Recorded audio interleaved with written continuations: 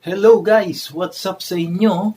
At nagbabalik ako sa aking channel. Welcome back guys sa aking channel. Sa mga bagong subscribers ko dyan, don't forget to click subscribe and hit the bell icon. Ang ating pag-uusapan ngayon ay tungkol sa hygiene. So this is another motovlogging. So syempre, hindi lang tayo basta-basta motor-motor lang. Pero kailangan din natin ng hygiene para sa ating sarili. At yun ang ating pag-uusapan, ang tungkol sa ating helmet. So ito na nga, ang ating helmet. So sa mga hindi nakakaalam, no, yung mga baguhan dyan. So, syempre, kapag tayo may rides, ang ating helmet ay napapawisan. Ang ibig sabihin, tayo ay napapawisan at ang ating pawis ay naa-absorb ng ating helmet. So, syempre, ang kailangan natin gawin, kailangan natin labhan.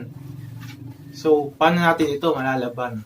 Ang hawak ko ngayong helmet ay zebra. Zebra helmet. So, itong helmet na to guys, meron akong vlog dito regarding sa mount ng camera. Kung paano maglagay. So, panoorin nyo na lang here sa suggestion box. At meron ding description down below. So, meron yan ditong tatak dati. Tinanggal ko yung tatak. Nisprayan ko ng matte black ulit. So, ayan. Ito lang ang tinira ko. Yung kanyang ICC. Merong mga types ng mga helmets din na kung tawagin ay full face. So, pag sinabing full face, guys, buo siya. So, wala siyang sa dito. Hindi kagaya nito. Ang helmet na to ay tinatawag na modular helmet. So, pag titignan nyo, ang kanyang ilalim ay naaangat. So, may ganyan itsura niya at merong visor sa loob. Ganyan. Full face helmet. At meron din yung tawaging half face na ganito lang siya. Tapos, ito, may lock na siya agad. Half face helmet ang tawag doon. So, ito, modular helmet. So, nabili ko ang helmet na to sa presyong 1,800 only. Full matte black helmet. Kung paano natin lalaban ito, mapaklasin natin ang kanyang foam sa loob. So, ang gagawin natin ngayon ay babaklasin natin ang foam nito sa kanyang loob. So, sa ganitong helmet, madali lang naman siya tanggalin eh. So, ganito. Tanggalin muna natin yung lock.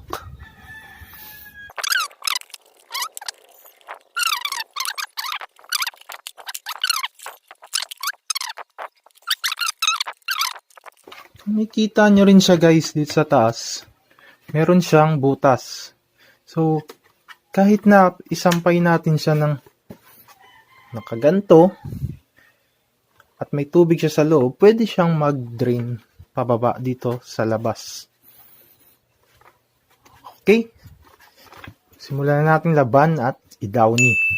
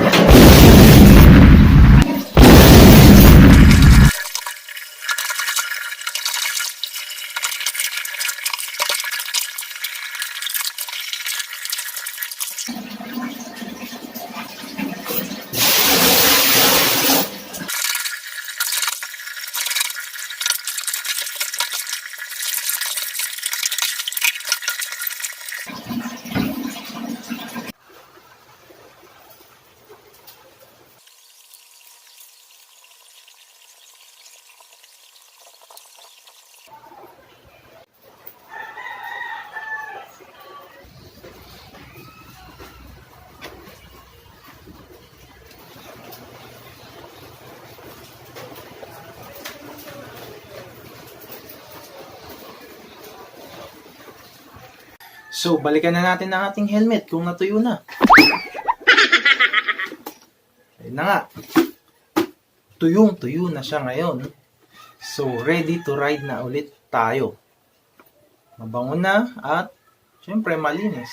So, isipin din natin guys yung hygiene sa ating sarili.